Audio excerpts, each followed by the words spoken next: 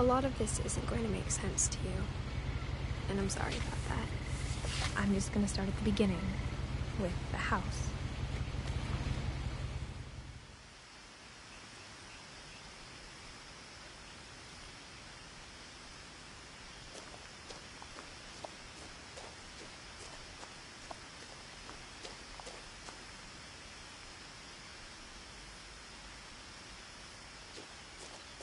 I lived here until I was 11, but I wasn't allowed inside half the rooms.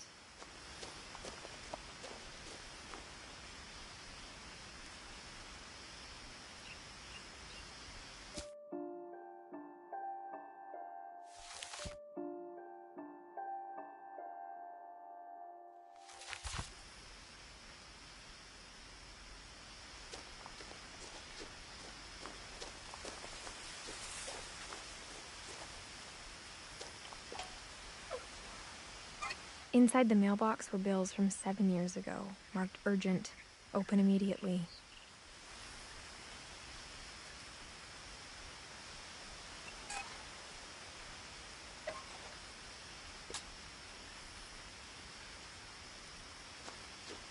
I hadn't been back since my brother Lewis's funeral.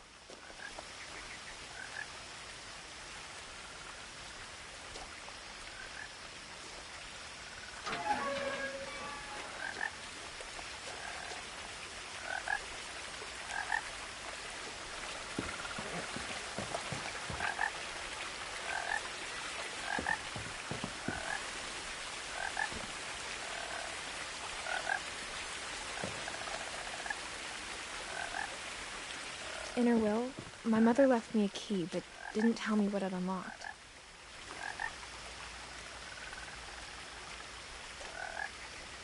Maybe she thought I'd know, or she thought that the mystery would be enough to bring me back.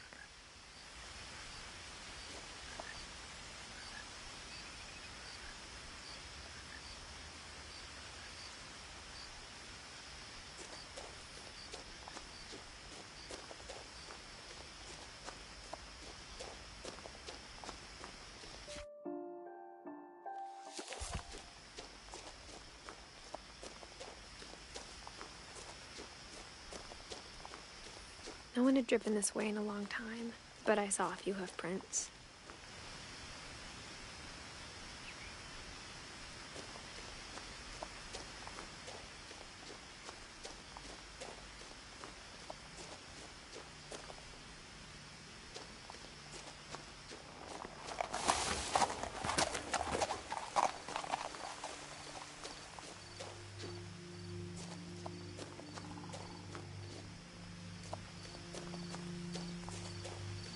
The truth is, even after I inherited the house, I never thought I'd come back to it.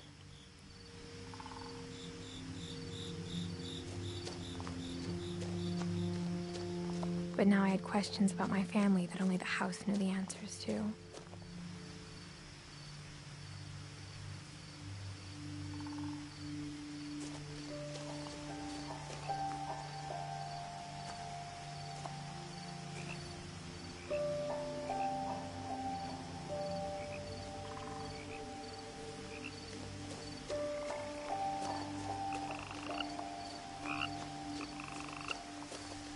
The house was exactly like I remembered it, the way I'd been dreaming about it.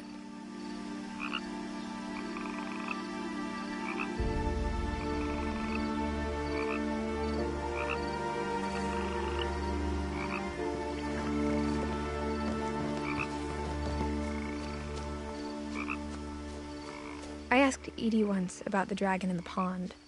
She said it had killed her husband. I was 6.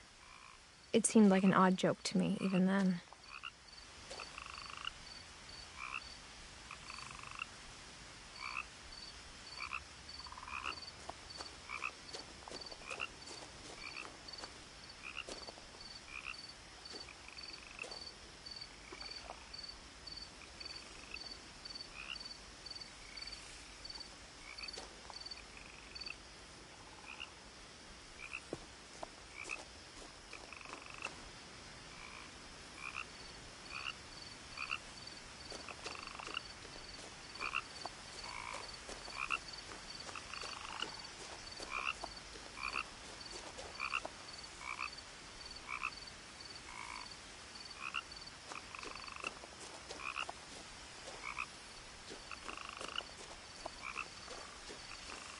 As a child, the house made me uncomfortable in a way I couldn't put into words.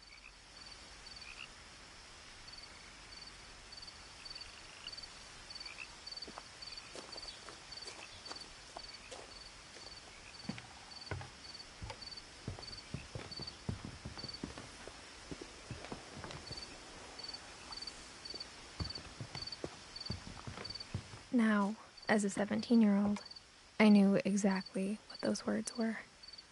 I was afraid of the house.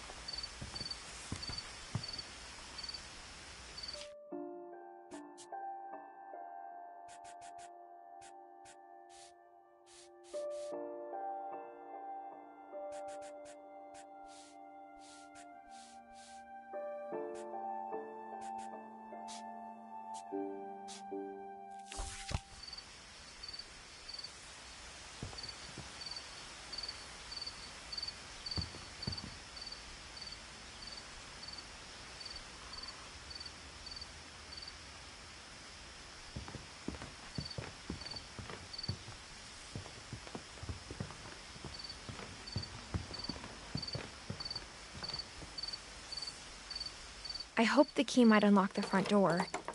It didn't.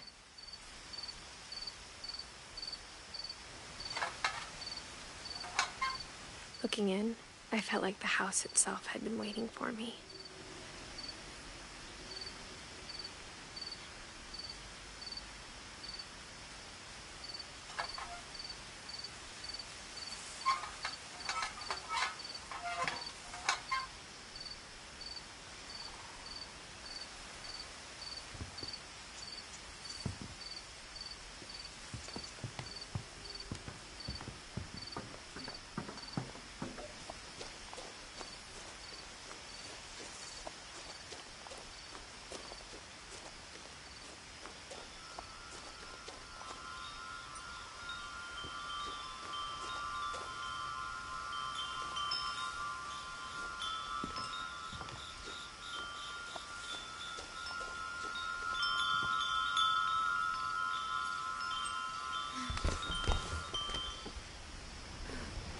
Crawling through the doggy door used to be a lot easier when I was 11.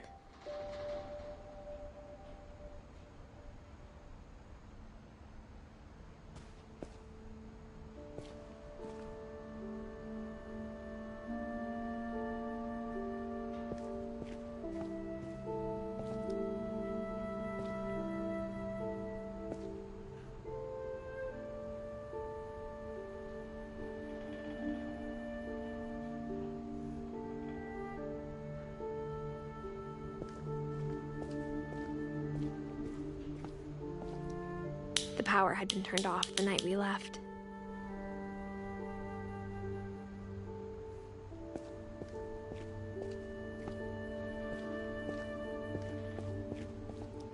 For the first time in years, I felt like I was home.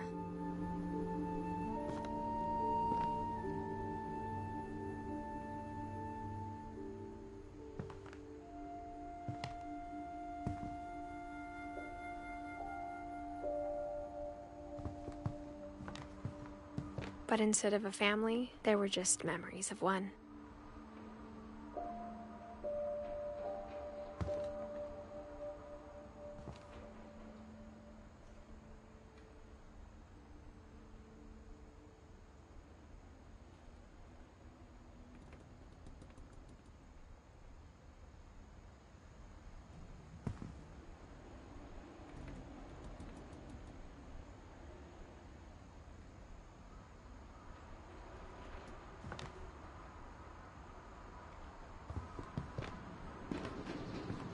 Like how only one restaurant would deliver to our house, so we had Chinese a lot.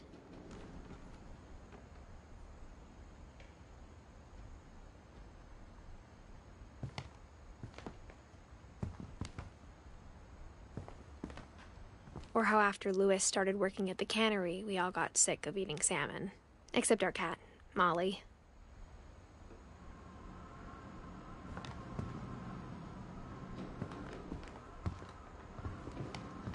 Nothing in the house looked abnormal. There was just too much of it, like a smile with too many teeth.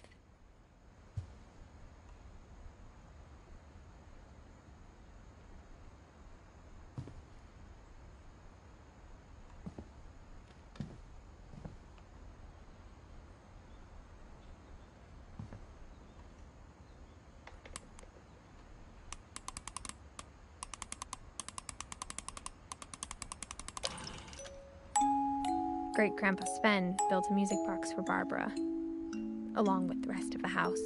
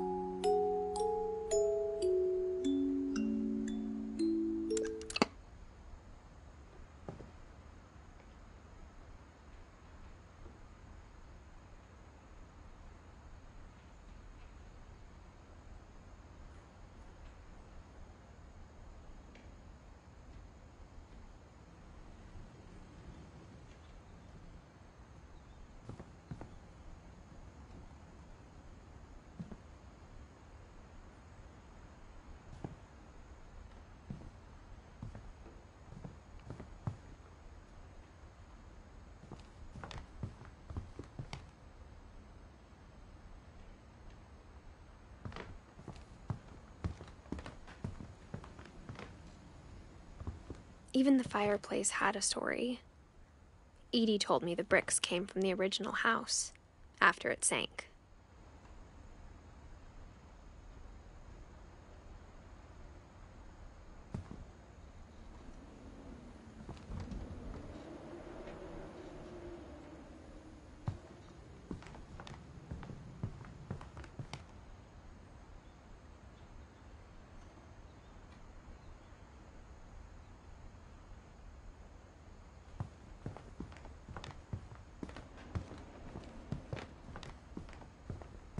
The table was still a wreck from the night we left. It was like a bomb had gone off, killing everyone but sparing the furniture.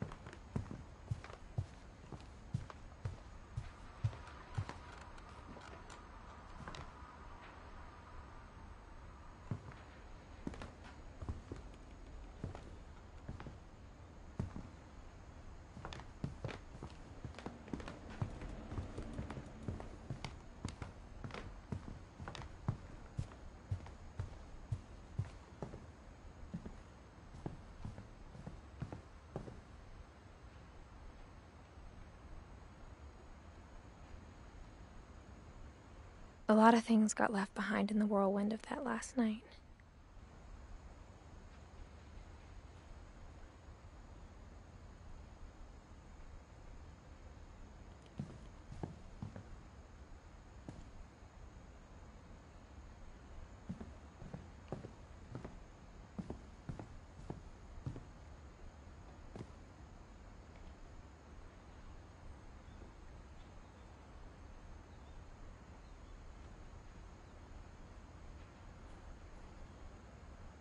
After Milton disappeared, Mom sealed up all the bedrooms.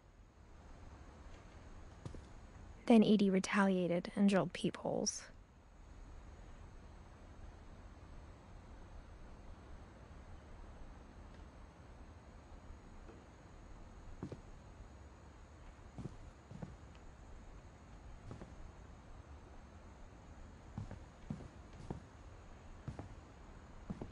I spent a lot of time playing in Great Uncle Walter's room.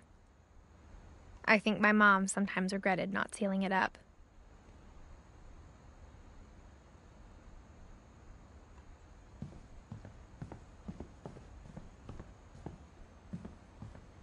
Lewis told me there were secret passages, but I never believed him.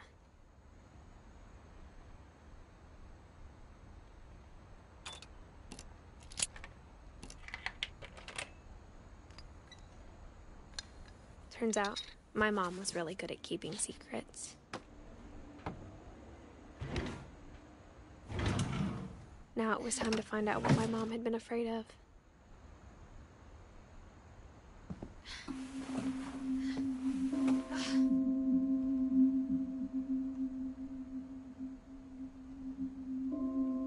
From the paintings on the wall, it was clear my brother Milton had been here before me.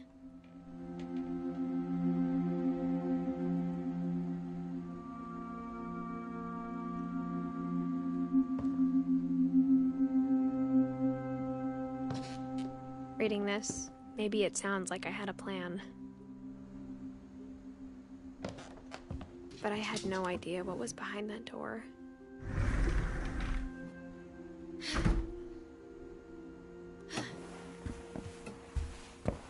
Just like I had no idea where all this was gonna lead.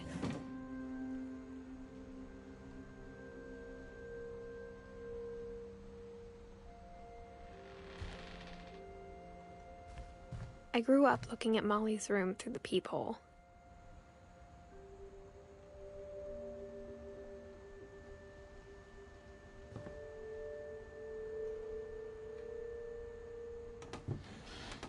Molly's gerbil had a tiny bedroom with its own even tinier gerbil cage.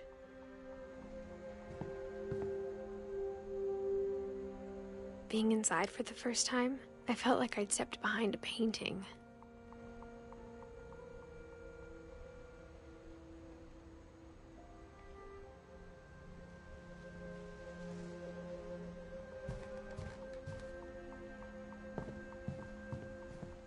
I got the sense Edie had spent a lot of time here, before my mom sealed the doors.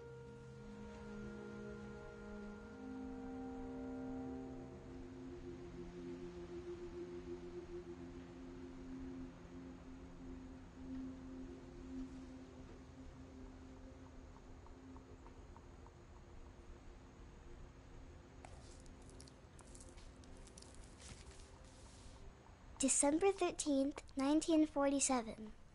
Dear Diary, I'll be gone soon, but I wanted to tell somebody about what's gonna happen. It started when Mom sent me to bed without dinner. I woke up and I was starving, so I looked around for something to eat.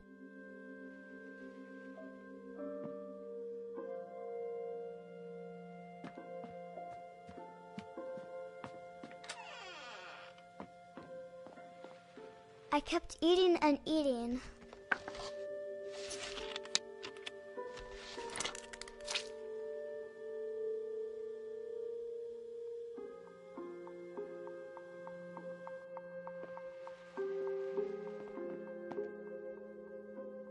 I ate a lot of things that night.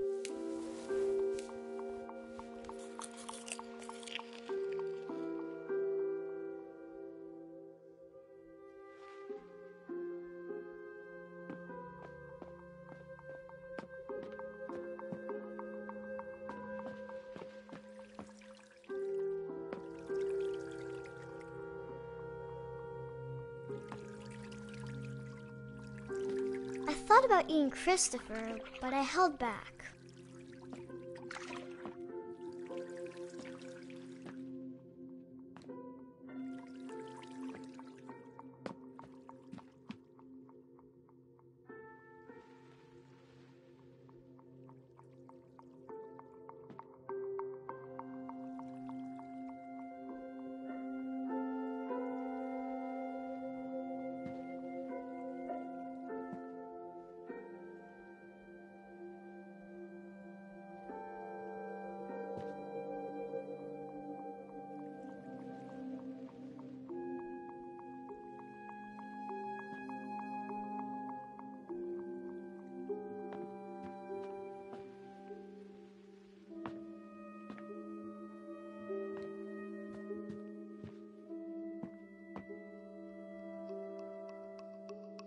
The gerbil food was dry, but I didn't mind it.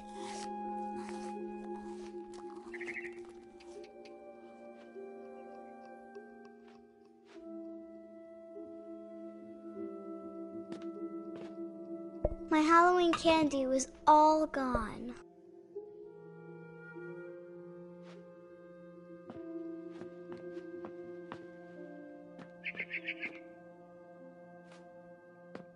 Then I heard chirping outside my window.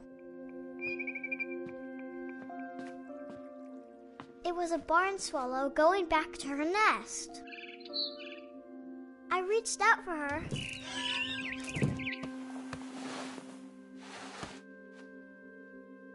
And suddenly, I was a cat.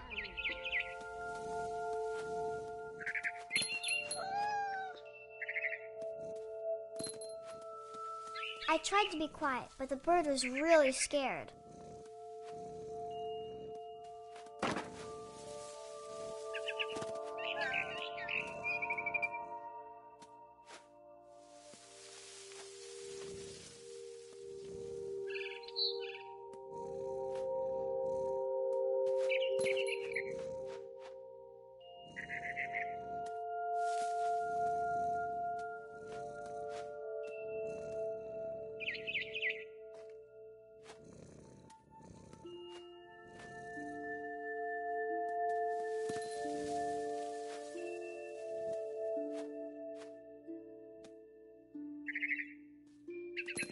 Mom and Dad didn't even look at me.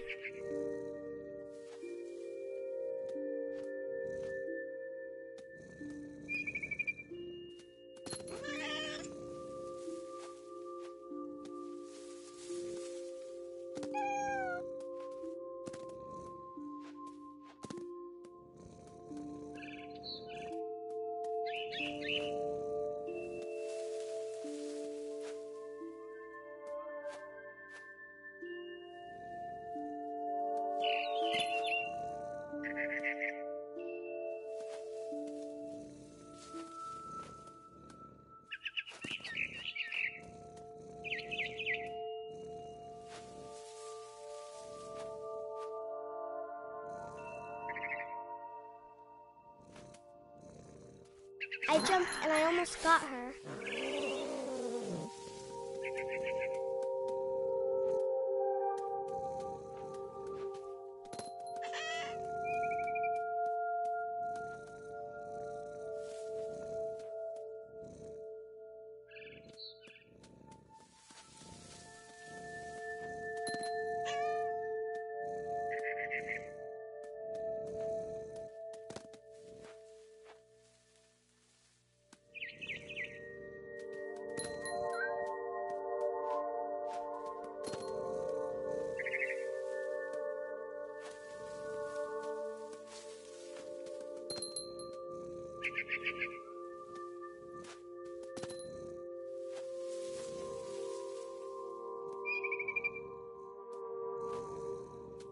I could tell she was getting really tired.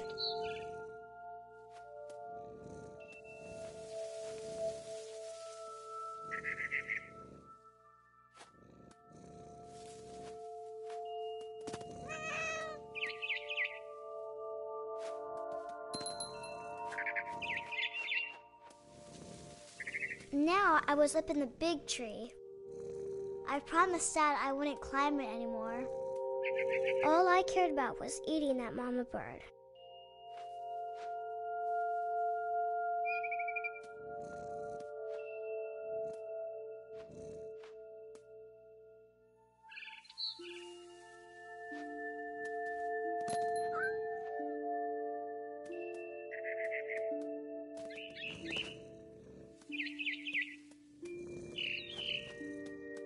I gobbled her up.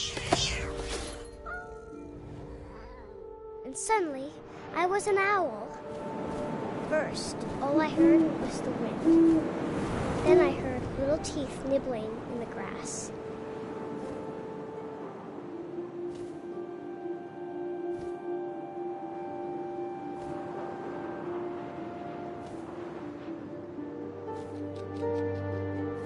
Rabbits.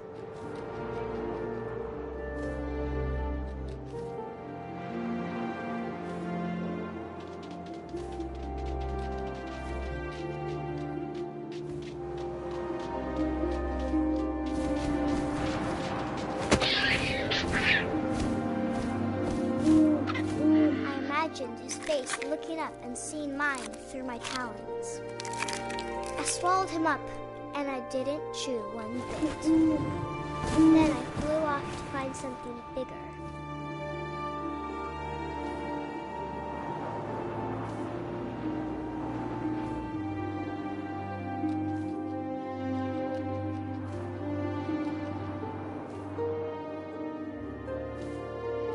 A mama rabbit.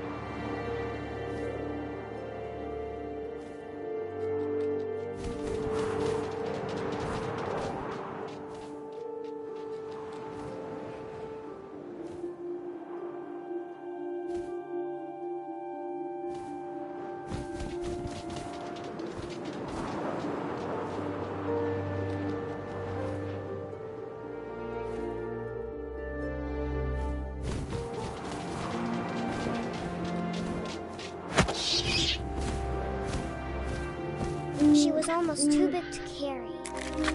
I started choking, but I couldn't stop eating. And suddenly, I was a shark.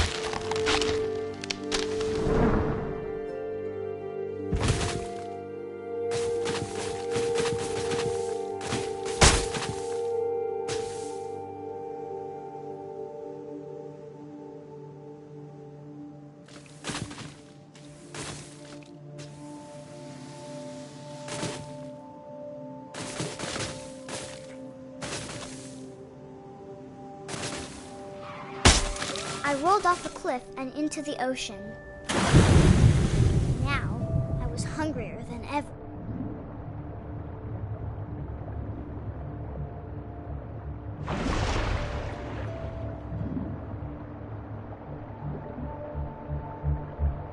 I wanted fat, juicy seals.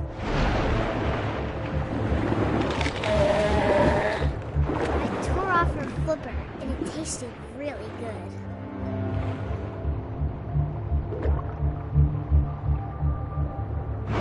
Grabbed on tight. When I was so hungry, I jumped out of the water. When I opened my eyes, everything had changed.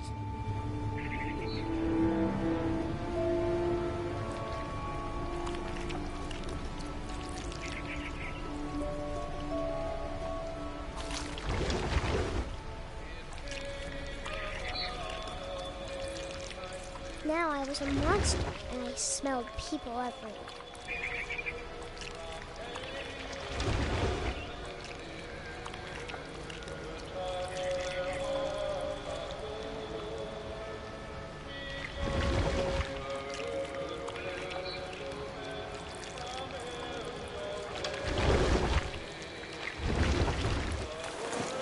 I was big, but I moved real quiet.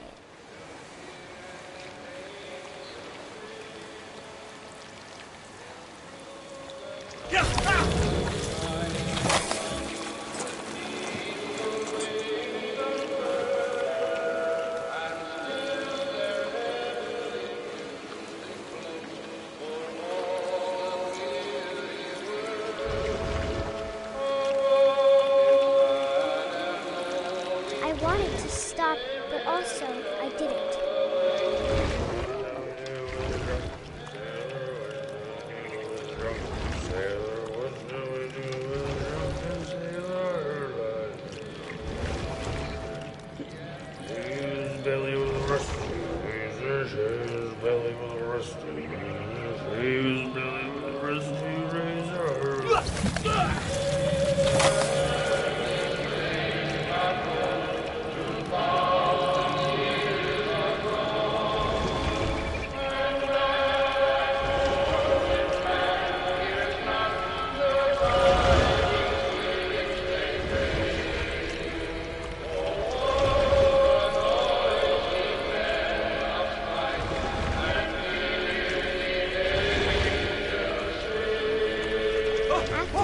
Passenger, I was still hungry.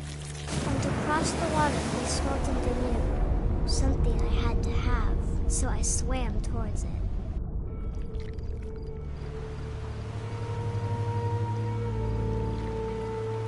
I slithered onto the sand, and the good smell went into an old pipe.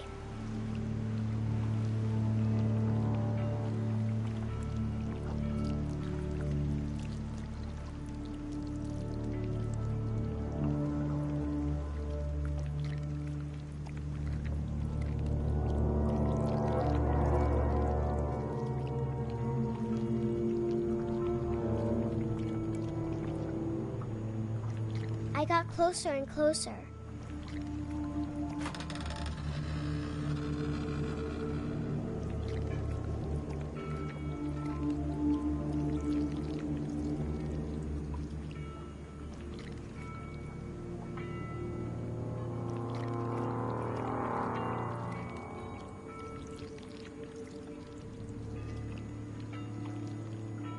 All of my stomach started growling. And suddenly, I was me again. I held my breath for a long time, but I couldn't hear anything. I think it's waiting for me to fall asleep. But it's not going to wait much longer. It needs to feed, and we both know I will be delicious.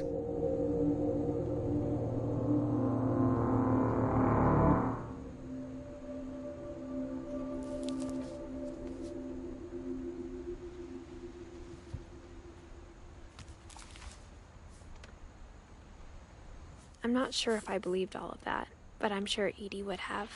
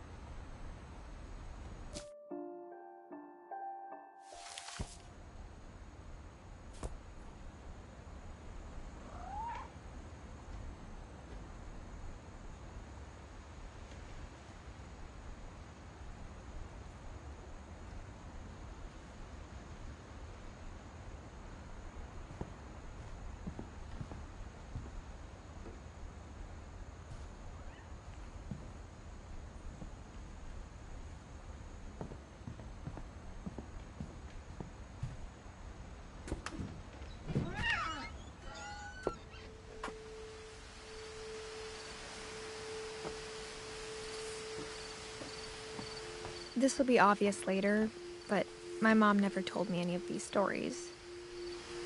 Edie would have, but Mom didn't like bringing up the past. Though, when we adopted a stray kitten, she was the one who named it Molly.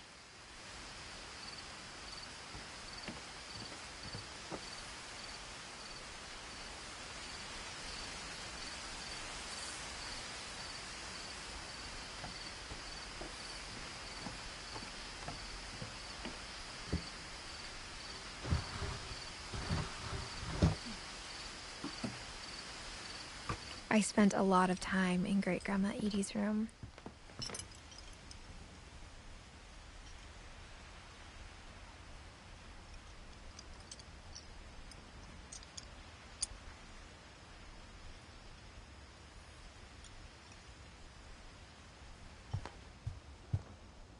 Her room was like a museum.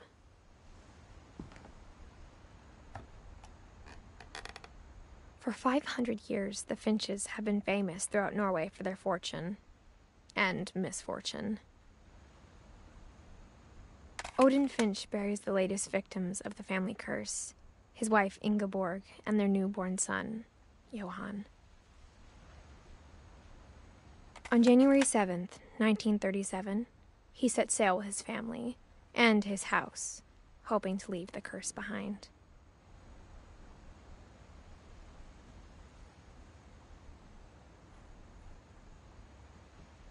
But 40-foot waves off the coast of Washington send the house and Odin to the bottom of the sea.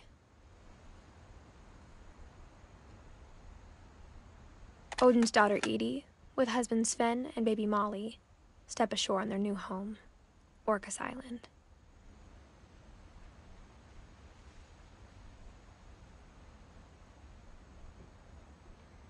Odin Finch is the first to be buried in the new family cemetery. His daughter Edie is already dreaming of a new Finch house.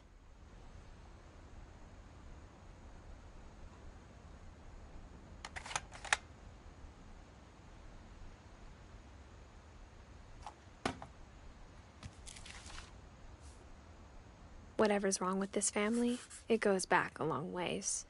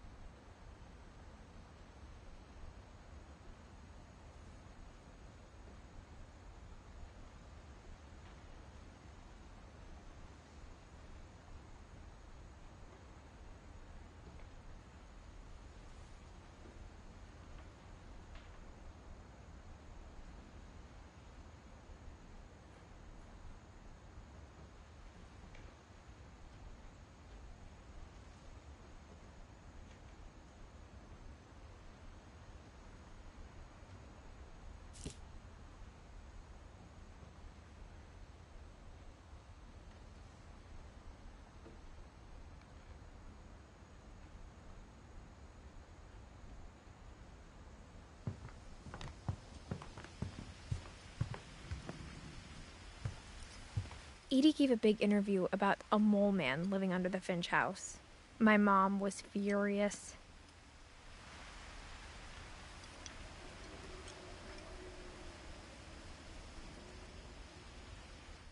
I hadn't thought of myself as Edith Jr. for a long, long time.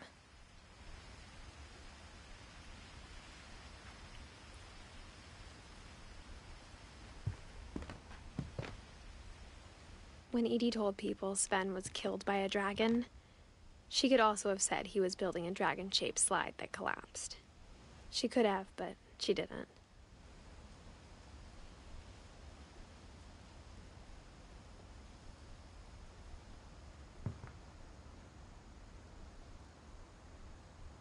Even in her 90s, sometimes Edie seemed a lot younger than my mother.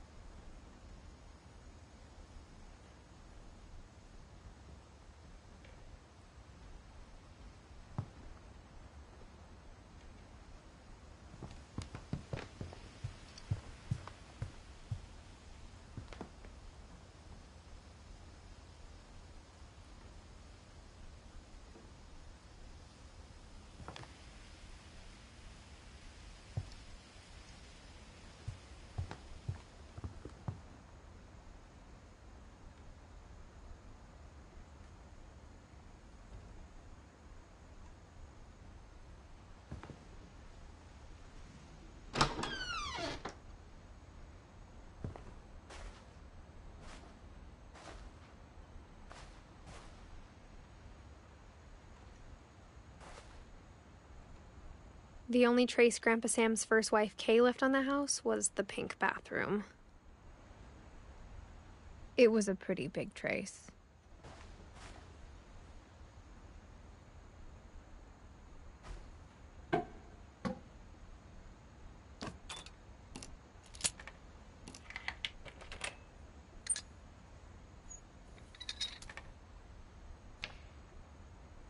There's a secret in this bathroom.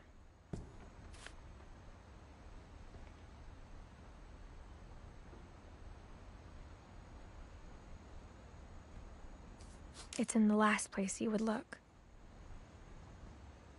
It isn't in the cupboard.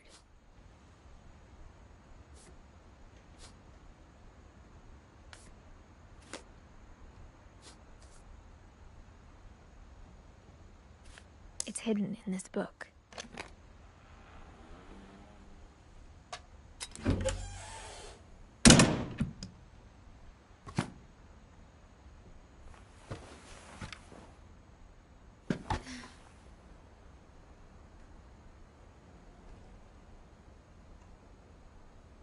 Sven gave Sam an old camera he'd refurbished. He never put it down.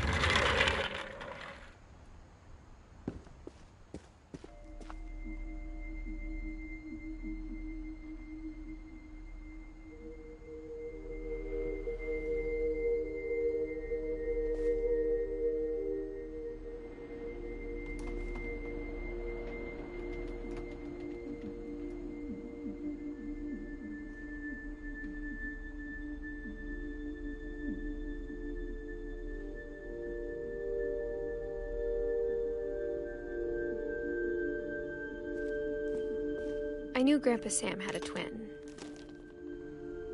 and that he never talked about him.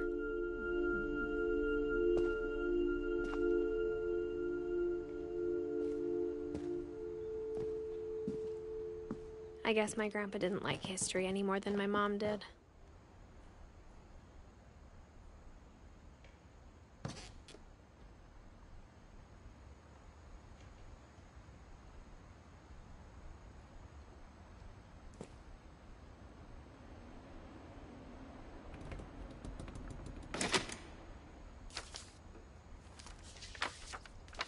How I Want to Remember My Brother by Sam Finch.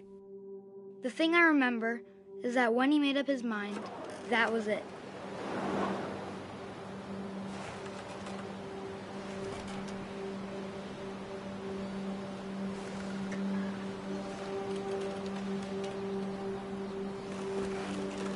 My brother said he'd die before he ate another mushroom. And he did.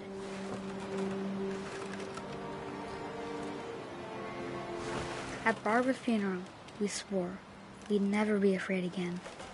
And he wasn't. I think Calvin always wanted to fly. Sam! Calvin! Dinner's ready! Coming! But that day, he finally made up his mind to do it. I told him going around was impossible.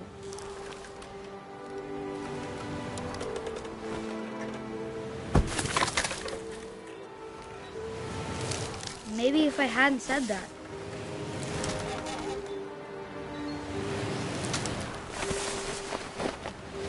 Calvin! I'm not gonna tell you again! Maybe if the wind hadn't picked up.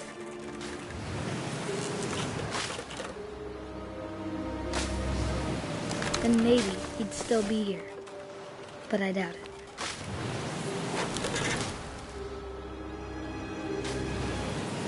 I think he'd already made up his mind.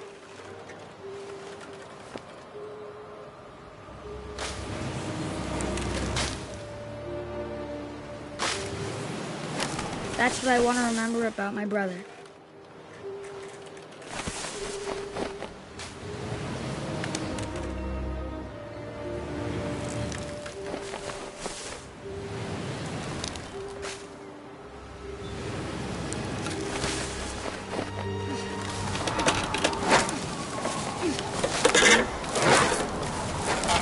The day he made up his mind to fly.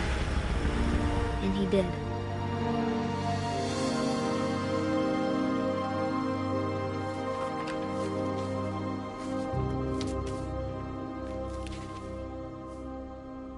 Calvin's story felt strangely familiar.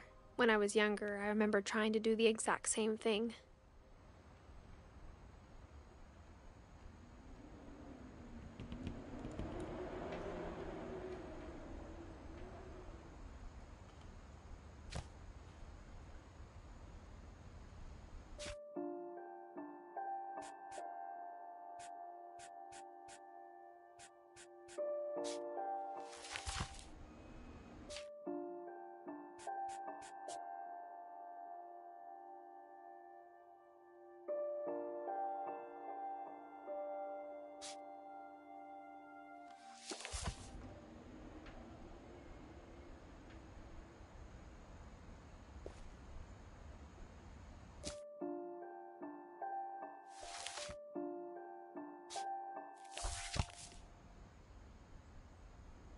After the funeral, Edie roped off Calvin's half of the room.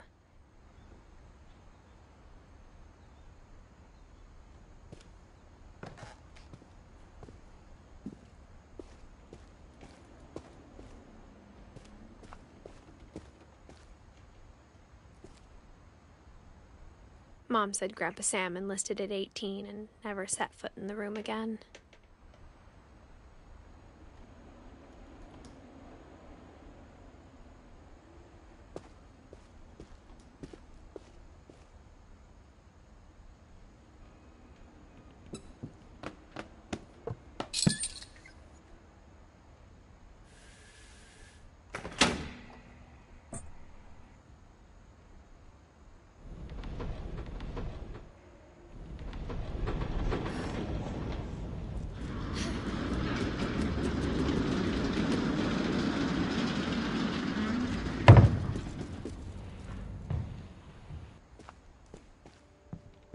The passages were a pretty tight fit.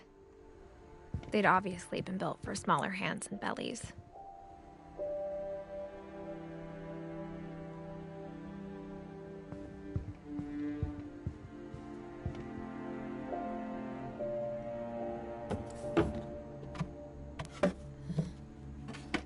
Growing up, I always thought of Barbara as a child star.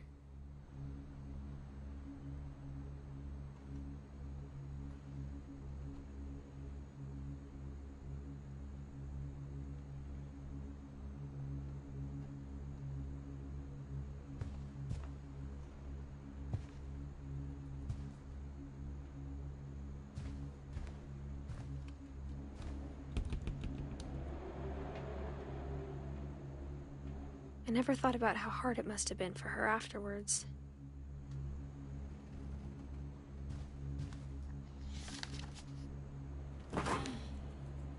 Of all the stories people wrote about Barbara's death, I'm surprised Edie saved this one.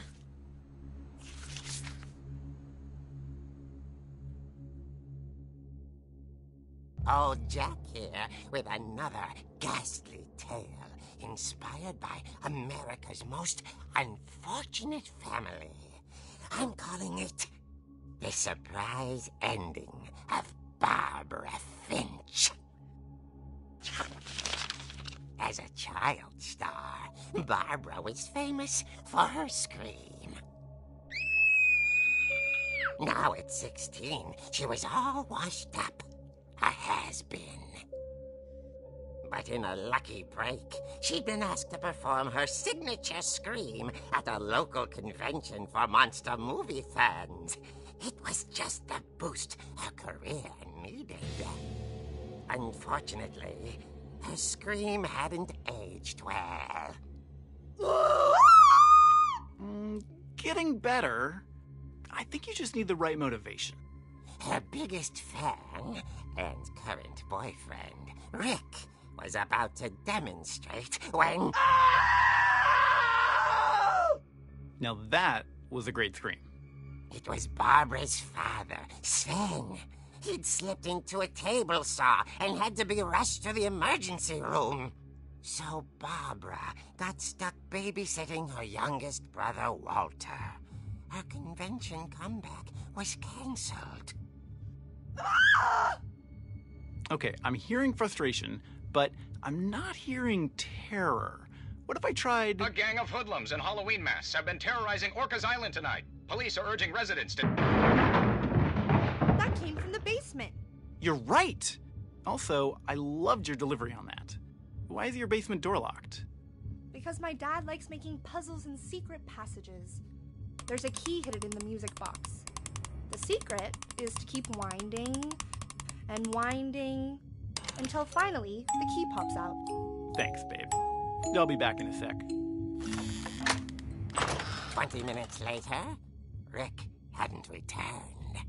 So Barbara went to look for him, right on cue. She reached for the music box.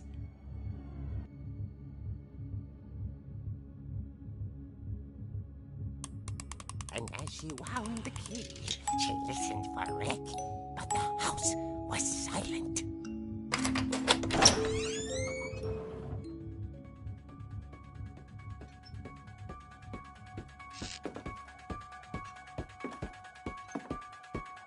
Rick? Are you okay? This isn't funny. She found Rick's crutch and imagined the worst.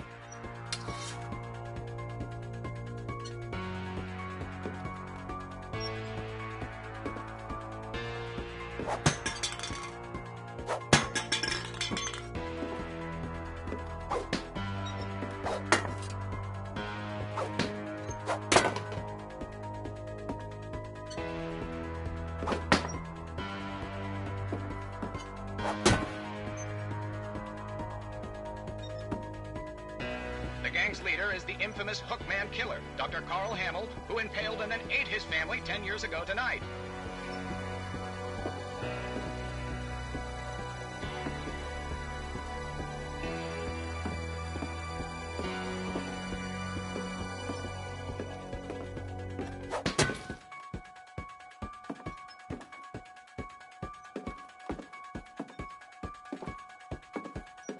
The old fridge rattled and grew still.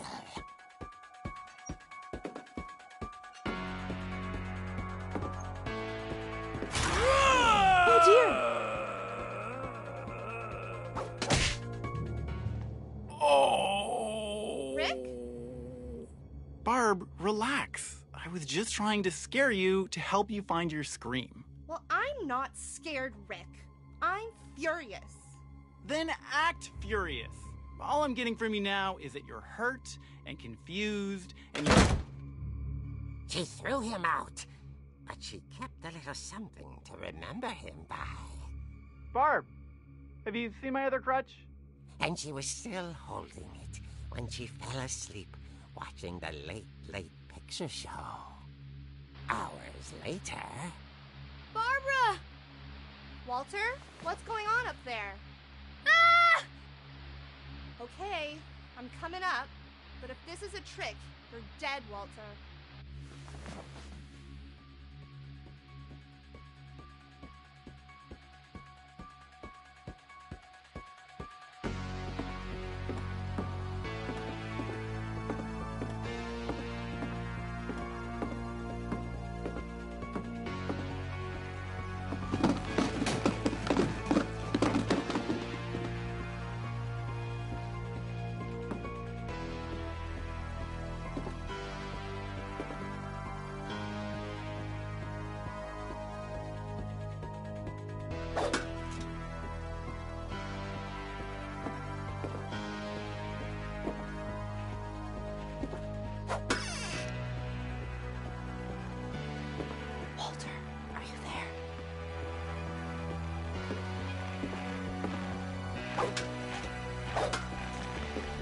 Walter vanished, but his bedside radio was still on.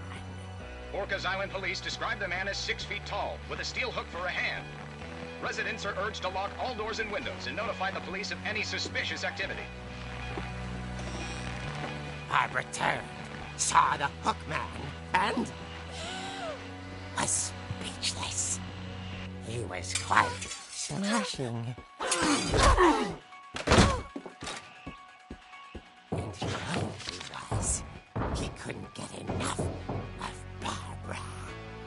Okay, Barbara, there's gotta be another way out of here.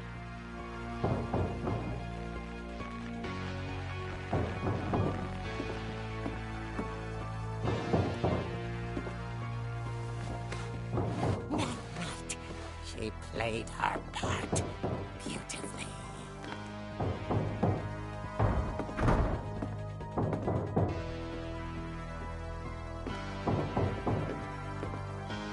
She thought about abandoning Walter, but just couldn't do it.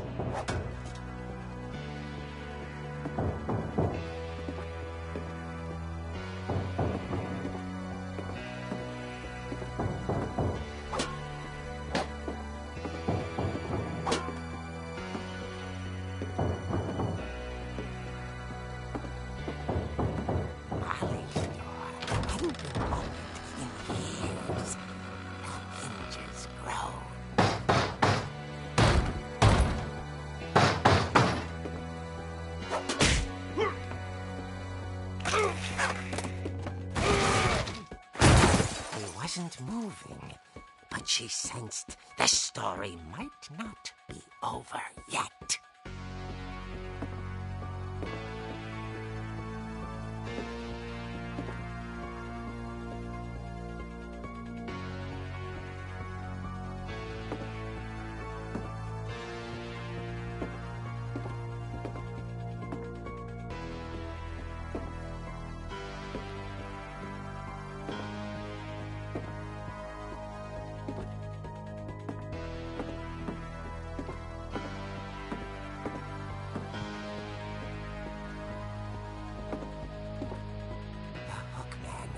Vanished. She listened for his breathing, but all she heard was...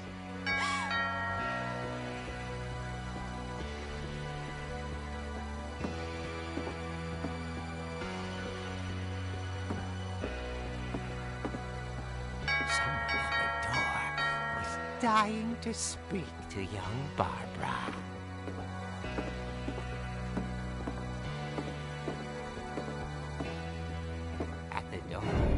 She heard whispering. It was coming from inside the house.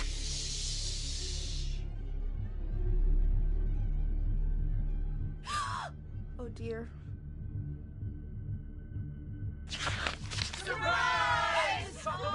Bravo, Barbara! You were wonderful. The monsters had come to surprise her. For Barbara, it was a dream come true. Then she saw what kind of monsters they were, and she realized what was about to happen. She was going to be famous. And with her final breath, Barbara Finch gave the performance of her life.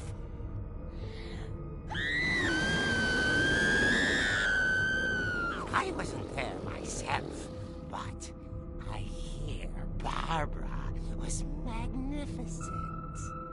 Poor girl. She had a taste for stardom. But unfortunately, so did her fans. Of course, the police blamed it all on poor Rick, who disappeared the same night.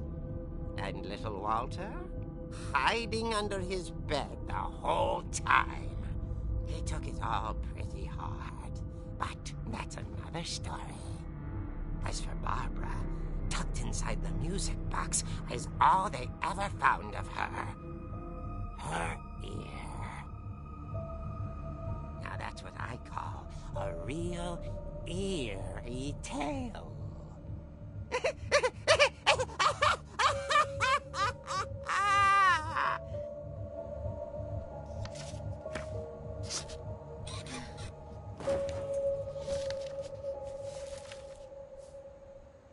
Edie told me all Barbara wanted was to be remembered, as absurd as that comic was.